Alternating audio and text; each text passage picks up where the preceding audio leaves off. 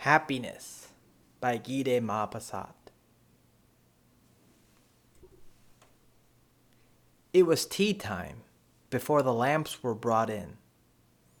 The villa stood above the sea.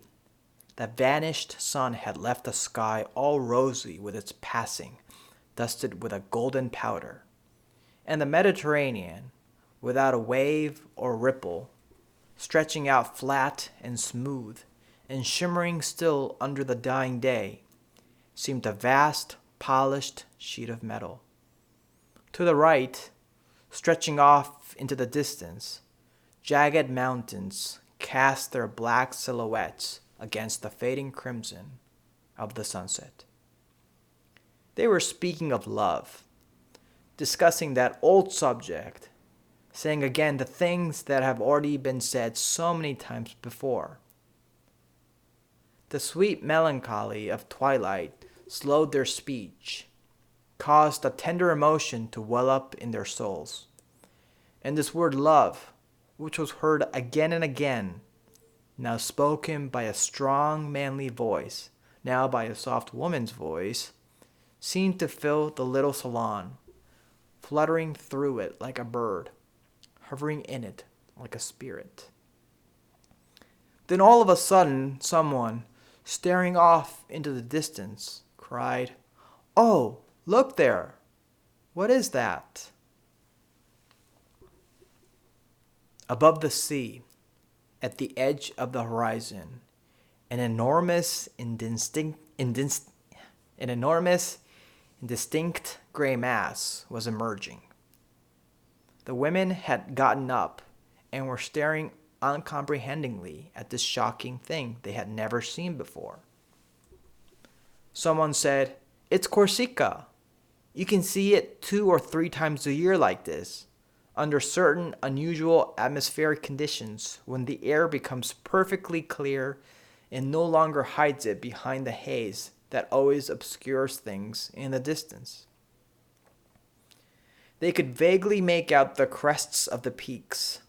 Some thought they could see snow on the summits. And everyone was surprised, troubled, almost frightened by this sudden appearance of a world, this phantom risen from the sea. Perhaps those who set out, like Columbus, across unexplored oceans, had these strange visions. Then an elderly gentleman, who had not yet spoken, said, "Listen, I met on this island, which has appeared before us, as if in answer to what we have been saying, and which has reminded me of a singular memory. I met with an admirable example of a constant love, an incredibly happy love. Here it is. 5 years ago, I took a trip to Corsica. This wild island is more unknown and more distant to us than America, even though you can see it sometimes from the coasts of France, like today. And just across from Italy, wild Corsica has remained as it was in its first days. Humanity lives there in its crudest house, indifferent to everything that is not immediately relevant to its immediate existence or its family quarrels. And it has retained the faults and qualities of the uncultivated races, violent, hateful, bloody, without conscience, but also hospitable, generous, devoted, naive, opening its door to the passerby and giving its faithful friendship after the slightest sign of sympathy. And so for a month, I had wandered through this magnificent island with the feeling that I was at the end of the world. No inns, no bars, no roads. By mule paths, you reach these tiny villages clinging to the sides of the mountains, and which stand over tortuous abysses from which you hear rising, at night, a continuous noise, the heavy and profound voice of the torrent. You knock on the doors of the houses. You ask for shelter for the night and something to eat to last you till the next day. And you sit at the you sit at the humble table and sleep under the humble roof, and in the morning you shake the hand of your host, who has led you to the edge of the village. So one night, after 10 hours' walk, I reached a small dwelling all alone at the bottom of a narrow valley that opened onto the sea a little farther on. The two steep slopes of the mountain, covered with brush, broken rock, and giant trees, closed in on this dismally sad ravine like two dark walls. Around the cottage, a few vines, a small garden, and farther on, a few large chestnut trees, enough to live by at least, a fortune for this impoverished land. The woman who received me was old, severe, and proper without exception.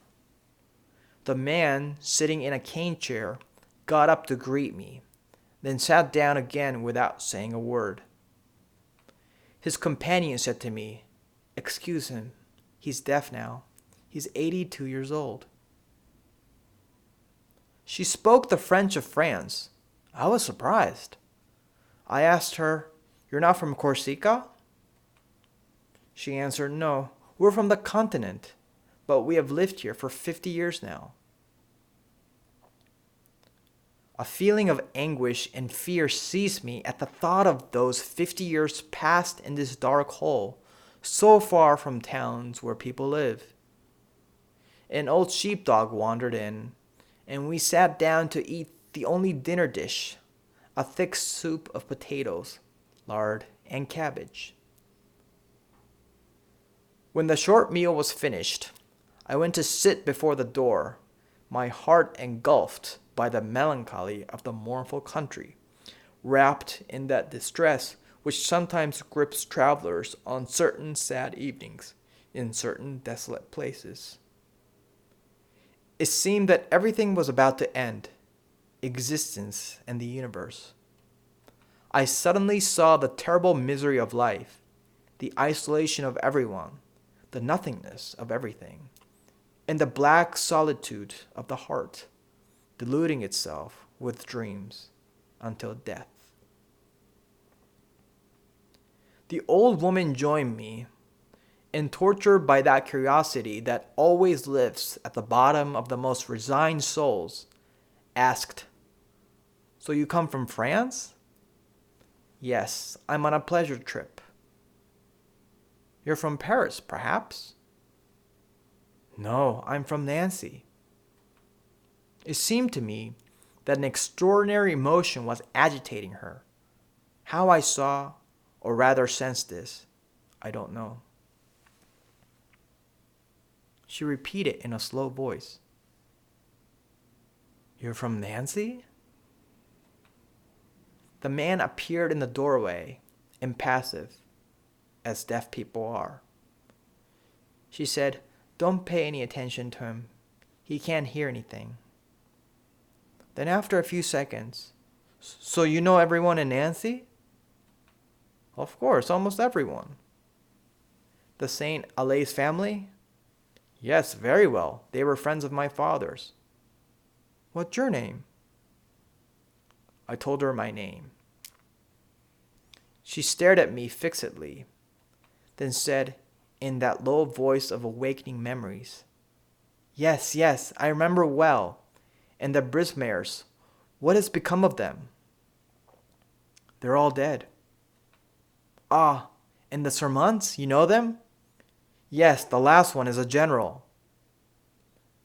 Then she said, trembling with emotion, with anguish, with I don't know what confused, powerful and holy sentiments, with I don't know what need to avow, to tell everything, to speak of those things that she had held until then enclosed at the bottom of her heart, to speak of those people whose name shook her soul. "Yes, Henry de Sermont. I know him very well. He's my brother." I raised my eyes toward her, bewildered with surprise. And all of a sudden, it came back to me. A long time ago, it had caused a terrible scandal in noble Lorraine. A young girl, beautiful and rich, Suzanne de Sermont, had been carried off by a sergeant in the regiment that her father commanded. He was a handsome boy, the son of peasants, but looking good in his dress uniform, this soldier who had seduced the daughter of his colonel. No doubt she had seen him, noticed him, fell in love with him while watching the troops march by. But how had he spoken to her? How had they been able to see each other, to talk? How had she dared to make him understand that she loved him? No one ever knew. No one suspected anything.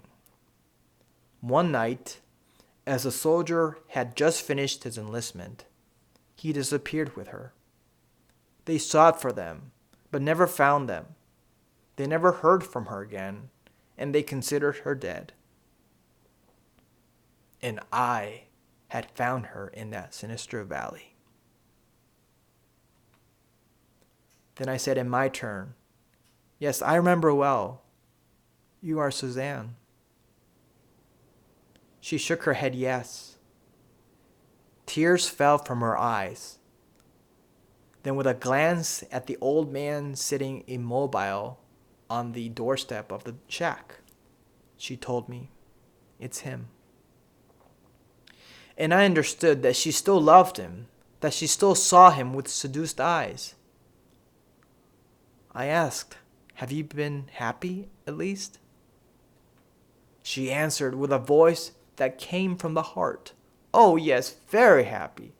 He has made me very happy. I have never regretted anything." I contemplated her, sad, surprised, amazed by the power of love. This rich girl had followed this man, this peasant. She had herself become a peasant. She had lived her life without charms, without luxuries, without delicacies of any sort. She had bent herself to his simple habits, and she loved him still. She had become a rustic in a bonnet and canvas skirt. She ate on an earthenware plate on a crude wooden table, sitting on a cane seat, a gruel of cabbage and potatoes with lard. She lay on a straw mattress by his side. She had never thought of anything but him. She had missed neither necklaces, nor fineries, nor elegances, nor soft seats, nor the perfumed warmth of rooms enveloped in curtains, nor the sweetness of downy cushions on which to rest one's body. She had never needed anything but him. As long as he was there, she desired nothing. She had abandoned life while young, both the world and those who had raised her and loved her. She had come, alone with him, to this wild ravine, to this wild ravine. And he had been everything for her, everything one desires, everything one dreams of, everything one constantly waits for, everything one endlessly hopes. He had filled her existence with happiness from one end to the other. She couldn't have been happier. And all night, listening to the rough breathing of the old soldier stretched out on his pallet, beside her who had followed him so far, I thought of that strange and simple adventure, of this happiness, so complete, made of so little. And I left with the rising sun, after having shaken hands with the two old people, man and wife.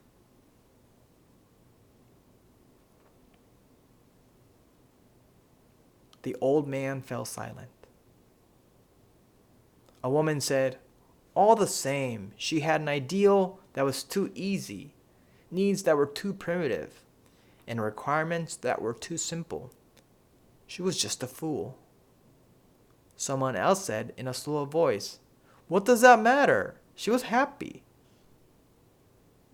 And there, At the farthest edge of the horizon, Corsica disappeared into the night, sank back slowly into the sea, its great shadow fading away, which had appeared as if itself to tell the story of the two humble lovers sheltered on its shores.